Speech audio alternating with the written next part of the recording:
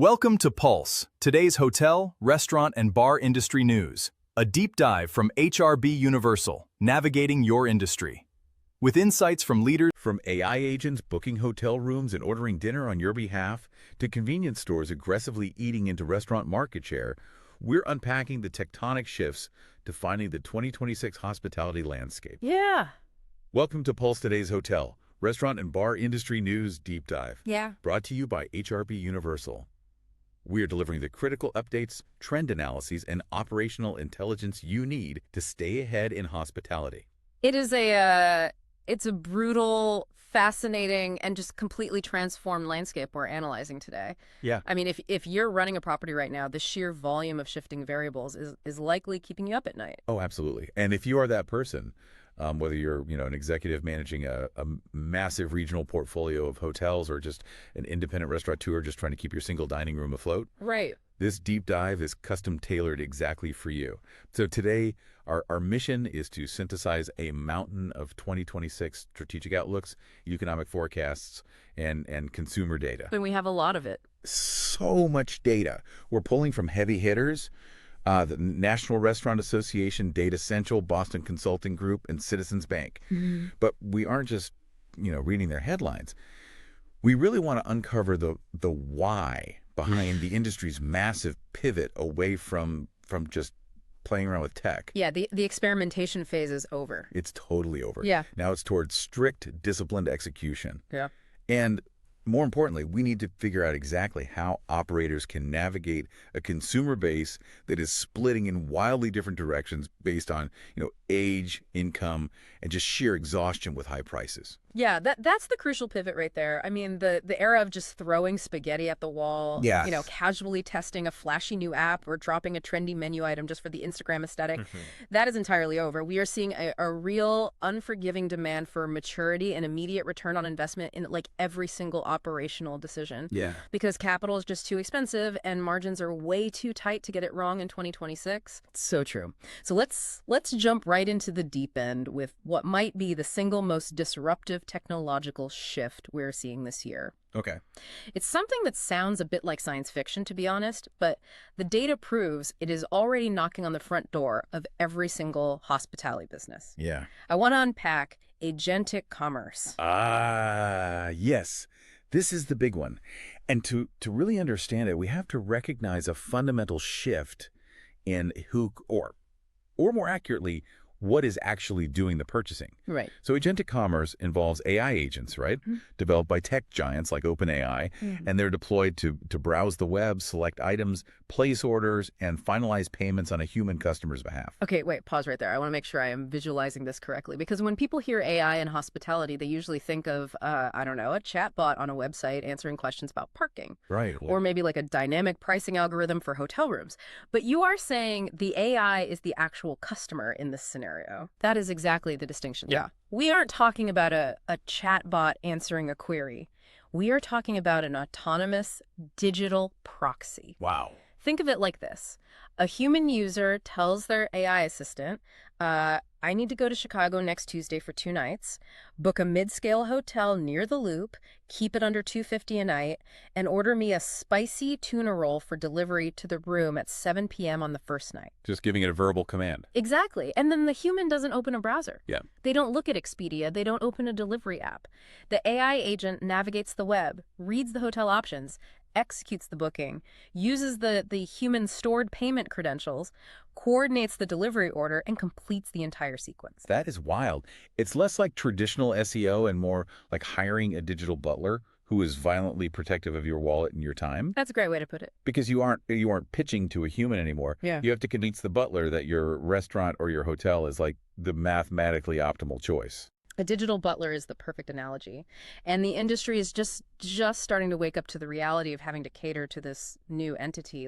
The data shows 73% of hospitality businesses are at least familiar with the concept of agentic commerce. But there is a massive gap between being familiar and actually knowing how to operate in that environment. No, a massive gap. Only 11% of those businesses consider themselves very familiar. Okay. So there is a steep, often painful learning curve happening in real time.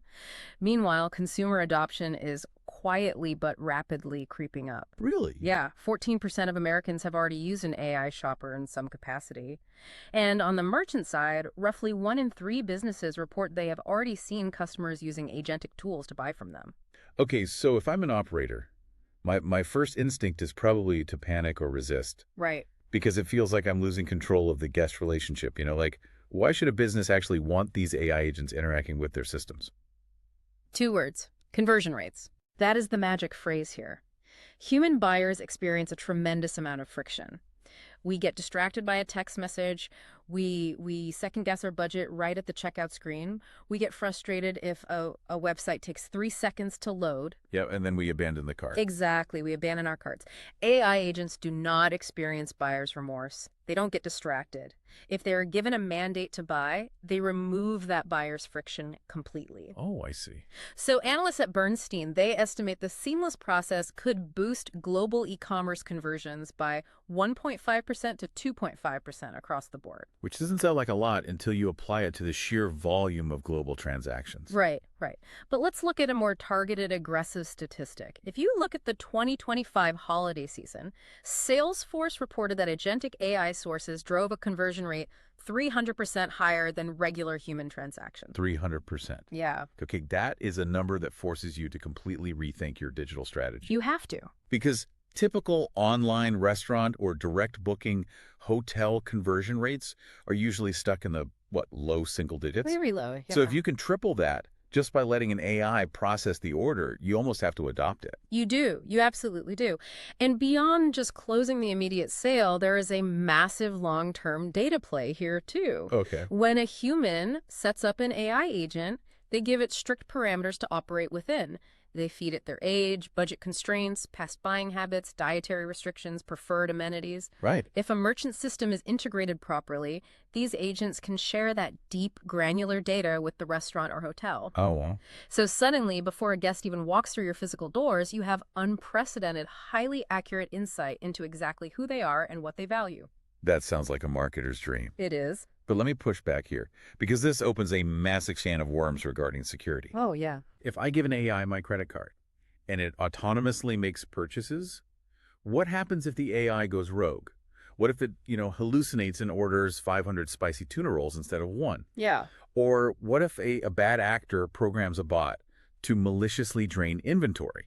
How does a restaurant's point of sale system even know it's a legitimate transaction? Well, you've hit on the exact tension the industry is currently grappling with. Yeah. And the operators know it. In fact, 42% of operators are highly concerned about this, specifically regarding fraud and dispute resolution. Makes sense. Because historically, our entire payment security infrastructure has been entirely focused on preventing sales to non-humans. Right. We use CAPI CHAs, we use two-factor authentication, we use, click all the boxes with traffic lights to stop bots from buying concert tickets or spamming reservations. Yeah, the entire system is built to keep the bots out. Exactly. But now we have to clear a safe, designated path for the bots to buy. Which is so counterintuitive. It is, and that requires entirely new authentication processes.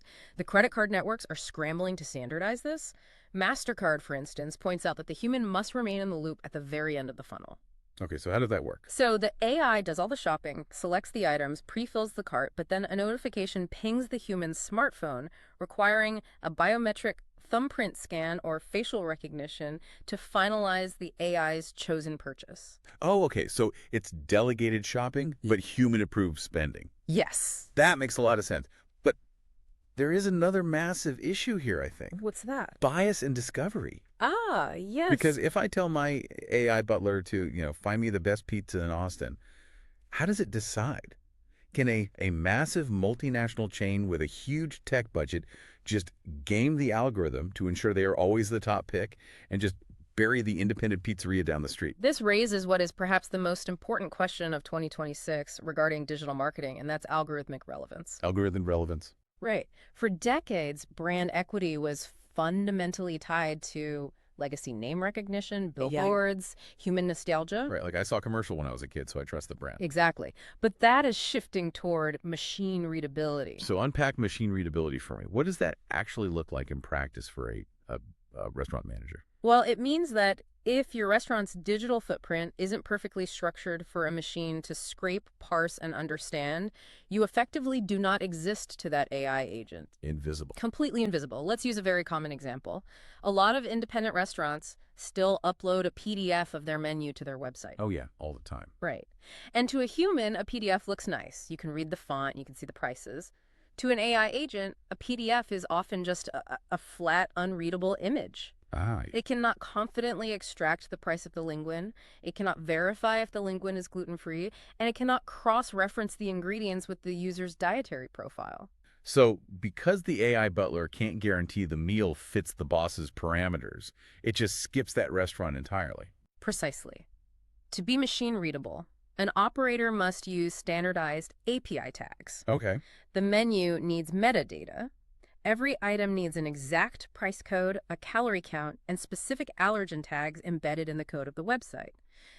If the AI is instructed to find a peanut-free restaurant under $30 a head, it will only select from the pool of restaurants that have those exact data points clearly defined in their back-end architecture. That is a staggering reality check. Yeah, So a great chef making the best food in the city could go out of business simply because their website code isn't formatted for an AI scraper. exactly. And it's not just happening in the food and beverage sector, right?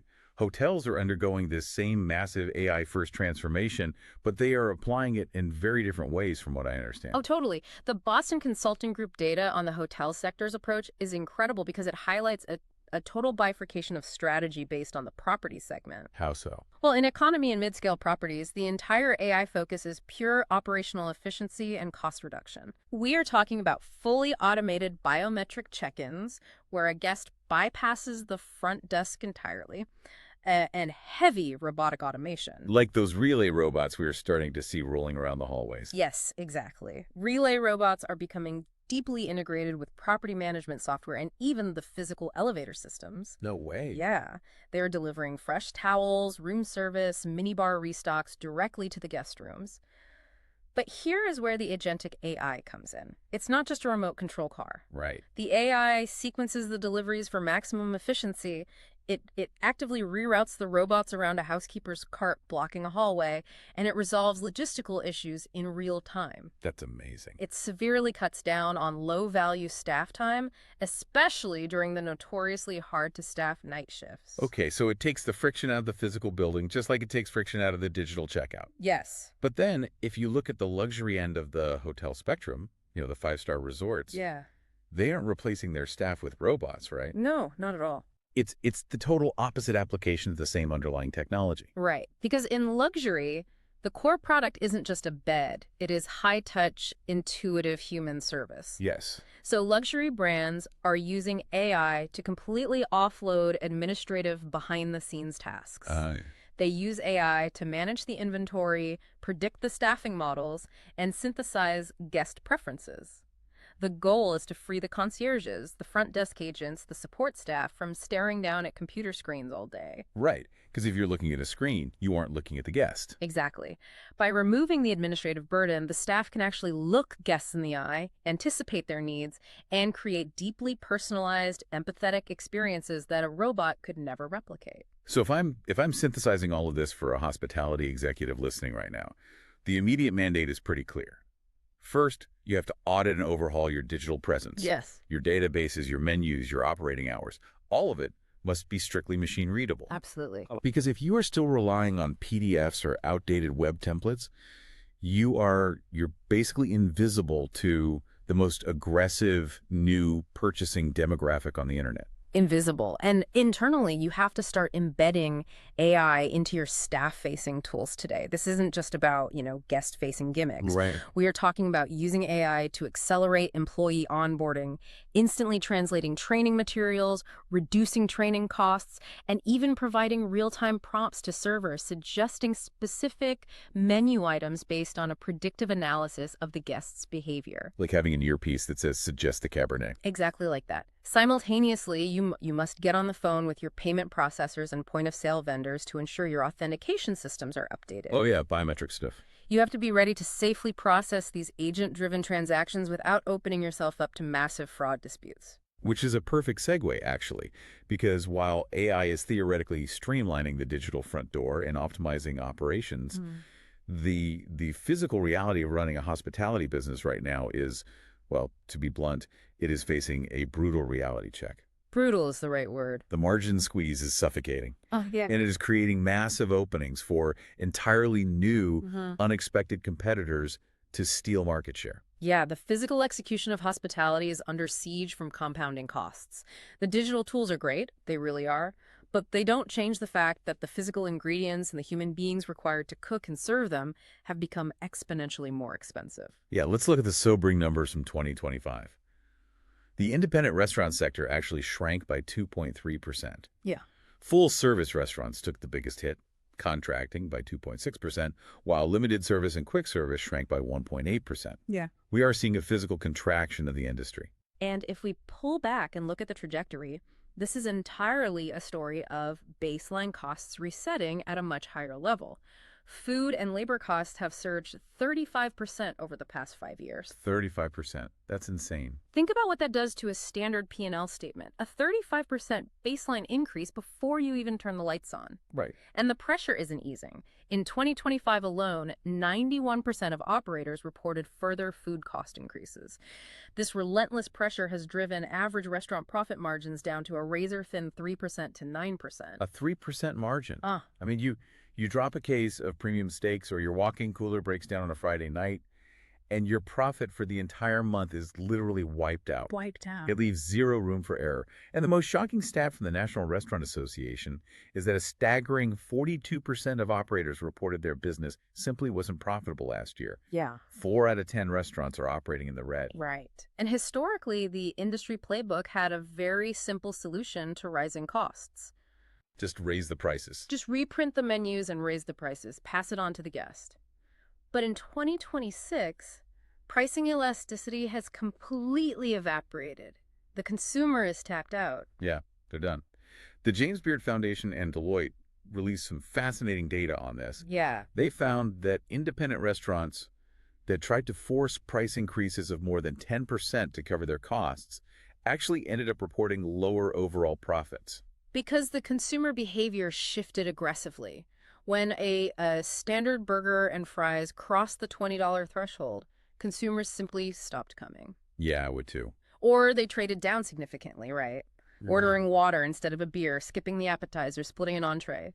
The math of raising prices broke because the foot traffic cratered. Right. So margin management can no longer be solved with a pricing band-aid. It has become entirely reactive and defensive. So independent restaurants raise prices by 10% just to survive, but they lose profit because customers bail. Where are those customers going? That's the million-dollar question. Because they aren't suddenly becoming gourmet chefs and cooking every meal at home. Yeah. They still want convenience, but they refuse to pay the premium. Right.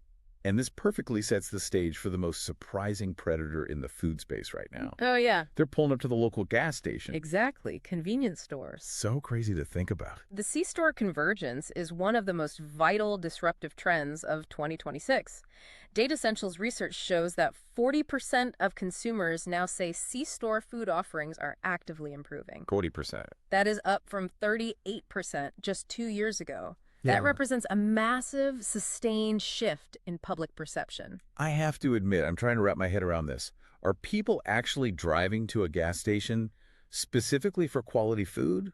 Or is this just a pure convenience play born out of desperation because restaurant prices are too high? It is a powerful combination of both, and it's heavily split by generation. Proximity is definitely still the foundational driver. I mean, 43% of people say they choose a C-store because it is close to home or work. And 41% are there because they are already getting gas. But here is the critical demographic shift. Younger consumers are actively treating C-stores like quick-service restaurants. Really? Like it's a destination? Yes. 25% of Gen Z and 28% of millennials are specifically visiting C-stores with the primary goal of finding the best food deals. Compare that to just 12% of boomers who view C-stores that way. That is a staggering generational divide. So Gen Z and millennials are looking at a modern C-store, your Wawas, your Buc-ee's, your elevated regional chains, and they're perceiving them as the last bastion of true value. Yes. They can get a bespoke spicy chicken sandwich for $4 that actually tastes good, whereas the drive-thru down the street wants $11 for a commercial item. Wow. C-stores are actively stealing market share from QSRs and limited service restaurants. They are eating the QSR market share alive in certain day parts. They really are. And the financial mechanics of a C-store make them incredibly dangerous competitors. The impulse buying behavior in a convenience setting is a goldmine. Oh, sure, you walk in for a sandwich and leave with chips and a drink. Exactly. 33% of consumers end up buying unplanned food simply from walking around the store. 26% are drawn in by eye-catching packaging, and 25% by new, adventurous flavor profiles. Wow. C-stores have evolved. We are no longer talking about stale, packaged goods spinning endlessly under a heat lamp. They have invested heavily in supply chains and are executing food programs at a legitimate restaurant level. Which brings us back to the restaurant operators who are watching this happen. How do they fight back when they are dealing with these crushed 3% margins and a consumer base fleeing to convenience stores? It's tough. A huge part of this inability to compete seems to stem from the labor crisis. But the data shows the labor crisis has morphed. It's no longer just about finding a dishwasher. It's a crisis specifically at the management level. Yeah, the labor dynamics have shifted in a very specific structural way. Overall turnover in the full-service sector actually declined in 2025. Okay, that's good news, right? On the surface, yes. The broader labor market softened slightly, unemployment ticked up a bit, and entry-level employees, servers, line cooks, hosts, they decided it was safer to stay put rather than job hop for an extra 50 cents an hour. Right. The bleeding at the bottom stopped, but the structural crisis is at the general manager level. Managerial turnover is hovering at a terrifying 35%. And the financial impact of that is devastating. Replacing a single general manager costs a business upwards of $17,000 in direct and indirect costs. Okay, explain that math to me, because $17,000 sounds incredibly high for a single position turnover. Where is that money going? It's the hidden costs of leadership instability. Okay. When you lose a GM, you don't just lose a body, you lose profound institutional knowledge. Oh, right. You lose the person who knows exactly how to schedule the Friday night shift to avoid overtime. The person who knows the local produce vendor by name and can negotiate a break on tomato prices. The person who knows which regulars need VIP treatment. When they leave, staff morale plummets, training costs spike for the replacement, and you almost always see a temporary but severe dip in food quality and service consistency. That makes total sense. For a business operating on a 3% margin, a $17,000 hit just to replace one manager can literally wipe out half a year of profit for that location. It's a localized economic disaster every time a GM hands in their keys. It really is. And why are they leaving? It's burnout. Oh, it's 100%. They are the ones bearing the brunt of the margin squeeze, the customer complaints about pricing, and just the sheer operational stress. So what is the strategy here? You can't just pay them double if the margin doesn't exist. The strategy requires a pivot toward what the industry is calling ROI-linked technology. ROI-linked technology. Right. In the past, operators might buy a flashy software suite just because it looked modern. Now, every tech investment has to explicitly and measurably control costs or improve quality of life for management. For example, using AI-driven scheduling tools.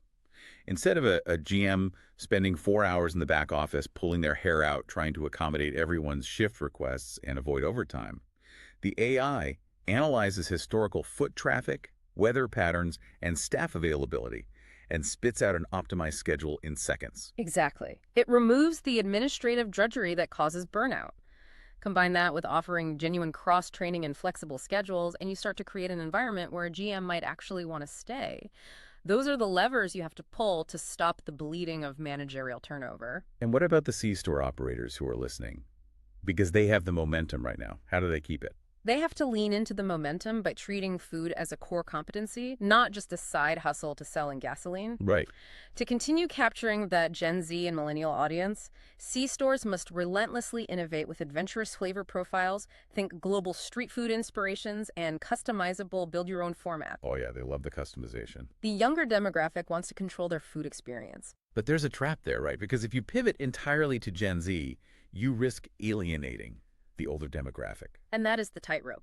Bridging the generational divide is essential for both C-stores and traditional restaurants. You absolutely need the frictionless scan and pay tech, the self-serve kiosks, and the bold flavors for the younger crowd. Yeah. But you cannot alienate the boomers, who still command massive spending power. Boomers demand the fundamentals: clean, fresh, and friendly service. Maintaining visible quality signals is non-negotiable for building trust with that demographic. Visible quality signals, meaning if I walk into a C-store and the coffee station is a disaster zone of spilled sugar and empty milk carafes, the boomer customer immediately assumes the kitchen in the back is just as dirty, and they won't buy the food. Precisely. Impeccably clean facilities, brilliantly lit fresh food displays, and staff that actually look up and say hello. Right. Those basics never go out of style, and they are the anchor that keeps the older demographic spending money while you experiment with AI checkouts for the younger crowd. So we've established that to survive this brutal margin squeeze and invest in the tech needed to retain managers, operators need capital. Yep. But to secure and protect that capital, they're having to navigate a legal, regulatory, and cultural minefield that is becoming incredibly complex in 2026. The compliance burden is undoubtedly raising overhead costs across the board. And the timing couldn't be worse, hitting right at the exact moment that swipe fees from credit card processors and skyrocketing commercial utility costs are already straining operations to the breaking point. Let's map out this legislative landscape because it's coming from all sides. It really is. At the federal level, the FTC's rule on unfair or deceptive fees is a massive structural change to how restaurants do business. They're heavily cracking down on hidden pricing. This is the death of the drip pricing model. Drip pricing. Yeah. Over the last few years, to combat rising food costs without raising the listed menu price, many restaurants started adding surcharges at the bottom of the receipt. A 3% kitchen appreciation fee, a 5% supply chain surcharge, a 2% local mandate fee. Right. The FTC is stepping in and saying, no more. The price the consumer sees on the menu must be the total price they pay, excluding government taxes. Which forces restaurants to bake those costs back into the core menu price, risking that consumer sticker shock we talked about earlier. Exactly. And that's just the federal level. Yep. At the state level, operators are dealing with a patchwork of new, highly specific mandates. It is a compliance nightmare for multi-state operators. You have aggressive new minimum wage increases taking effect. In New York, there are stringent updates to the Earned Safe and Sick Time Act, known as ESTA. Oh yeah, ESTA. New Jersey has significantly expanded its Family Leave Act. These laws expand employee eligibility and create new, strict compliance tracking obligations for hospitality employers. If your payroll software isn't automatically tracking these accruals, you are opening yourself up to massive state audits. We are also seeing much stricter legally enforced mandates for allergen labeling, particularly on digital platforms. Right. If you're using third-party delivery apps or maintaining digital menus, those allergen warnings can no longer be buried in a disclaimer at the bottom of the page. They have to be front and center, tied to specific items. Plus, there is a massive renewed focus from state legislatures on workplace violence prevention protocols, which requires mandatory paid employee training on active threat de-escalation and emergency response. More costs. When you layer all these legal requirements, the training hours, the software upgrades for compliance tracking, the potential fines over the 3% margin pressures we just discussed, you can clearly see why the M&A market, mergers and acquisitions, is suddenly experiencing a massive resurgence in 2026. That makes total sense. It's almost a pressure cooker forcing consolidation. The small independent operator looks at the FTC rules, the new state labor tracking, the cost of an AI-ready website, and they just throw their hands up and say, you know, I'm out. I want to sell. Precisely. We are seeing a wave of consolidation. After a long period of subdued activity where buyers and sellers couldn't agree on valuations, interest rates are finally easing enough to make borrowing attractive again. Okay. And private equity firms are sitting on historic, unprecedented levels of dry powder, capital that has been raised but remains uninvested. They are hungry and they are hunting for specific targets. What exactly does a private equity firm want to buy in a market this tough? They are looking for asset-light franchisors, high-performing multi-unit franchisees, and concepts with incredibly resilient, proven unit economics. They don't want a struggling concept they have to fix. They just want a money printer. They want a machine they can pour money into to scale rapidly. Because the data from Citizens Bank shows a very clear picture of who is actually spending money right now. Higher income consumers are the ones driving the vast majority of food away from home demand. Yeah. The middle class is pulled back, but the top earners are still dining out. So if you own a premium concept or a highly efficient quick service model that caters perfectly to value seekers, you are a prime acquisition target. Yes, this M&A rebound provides a very viable, lucrative exit strategy for exhausted independent operators or a massive growth injection for regional platforms looking to scale their footprint nationally. But there is one more massive consumer shift compounding all of this financial pressure. And frankly, I think this might be the most culturally significant trend of the decade. What's that? We need to talk about alcohol sales. The drop in alcohol consumption is fundamentally rewriting restaurant economics. Across the entire U.S., operators are reporting double-digit drops in alcohol sales, even in venues where overall foot traffic remains completely steady. People are still going out to dinner, they're still sitting at the bar, but they simply aren't drinking booze like they used to. And to understand the panic this is causing in the C-suite, you have to understand the foundational unit economics of a restaurant. Right. Alcohol has traditionally been the highest margin item on any menu. A $15 cocktail might only cost the restaurant $3 in physical ingredients. A $25 chicken entree might cost $9 to plate. Oh, wow, that's a huge difference. Alcohol was the financial cushion. It was the high-margin subsidy that allowed operators to absorb the rising cost of the food and the labor. So when that cocktail order turns into an order for tap water or a $4 diet soda, that 80% margin cushion completely deflates. Completely deflates. It leaves a massive gaping hole in the check average. You can't just sell more chicken to make up for the lost profit of 3 martinis. The math doesn't work. Why is this happening? Is it purely a health and wellness trend? Health and wellness is a major factor, particularly among Gen Z and younger millennials who are hyper-aware of the physical and mental impacts of alcohol. Sure. But it is also deeply tied to the economic pressures we've been discussing.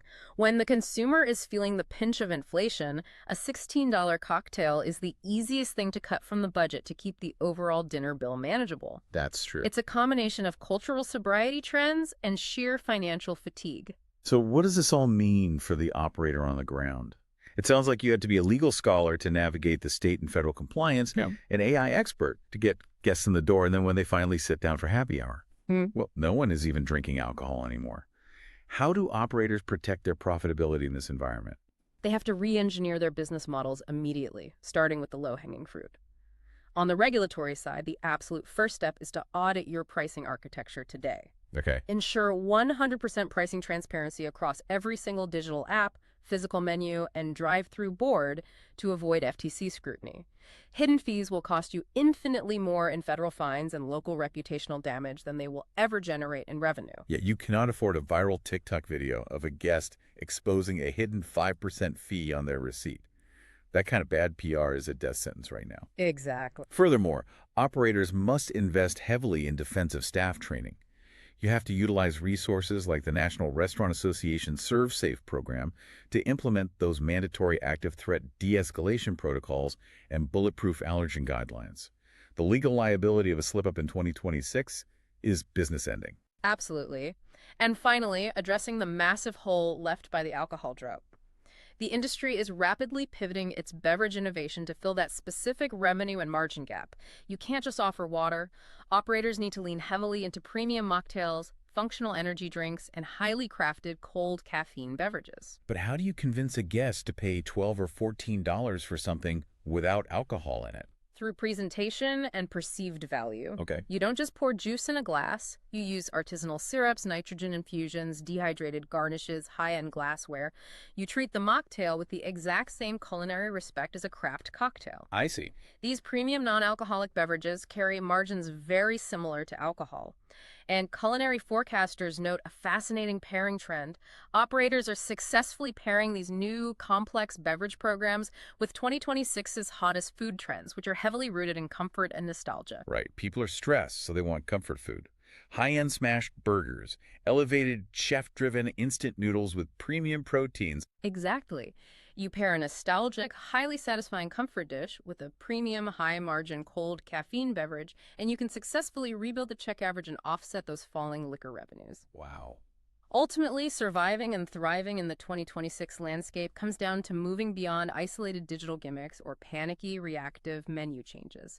It requires the disciplined, mature integration of your people, your processes, and your technology to create a unified, deeply resilient enterprise. Man, that is incredibly insightful. That wraps up today's edition of Pulse. Before you get back to your floor or executive suite, make sure to check out the other powerful shows in the HRB Universal Network. Kitchen to C-Suite, your definitive roadmap for advancing hospitality careers from entry-level up to executive leadership. Mise en place, culture-first leadership, and organizational strategies focused on safety, compliance, and building top-tier workplace culture. The Recipe for Results podcast extra fast, high-impact extras packed with operational tactics and actionable solutions. 86 airing the bad habits, cutting out systemic operational flaws, bad leadership habits, and inefficient practices across hotels, bars, and restaurants. This podcast is supported by the generous commitment of our sponsors, and we extend a special thank you to HRB Universal. Their dedication to providing comprehensive resources and promoting excellence is key to empowering professionals across the culinary and hospitality industries. We also want to acknowledge the Plate and Pour Collective Equity Partner Program. This initiative exemplifies a true commitment to fostering shared success and equitable growth within the food and beverage sector, helping entrepreneurs build a more inclusive and thriving future. The journey to the C-suite is fueled by innovation, relentless dedication, and the right network. We encourage you to engage with the resources and support offered by our sponsors. For details on how to connect with HRB Universal and the Plate and Pour Collective Equity Partner Program, visit hrbuni.com or search HRB Universal online. We look forward to having you join us for our next episode, where we will continue to explore captivating topics designed to elevate your career and entrepreneurial drive. Stay ahead with Pulsaby. Today's hotel, restaurant, and bar industry news deep dive brought to you by HRB Universal. Miss a beat. Whether you're commuting to work or unwinding on the couch, we've got your industry insights covered. On the go. Subscribe and listen on Apple Podcasts, Spotify, YouTube, Amazon Music, Audible, iHeartRadio, Deezer, or visit hrbuni.com. Mobile app.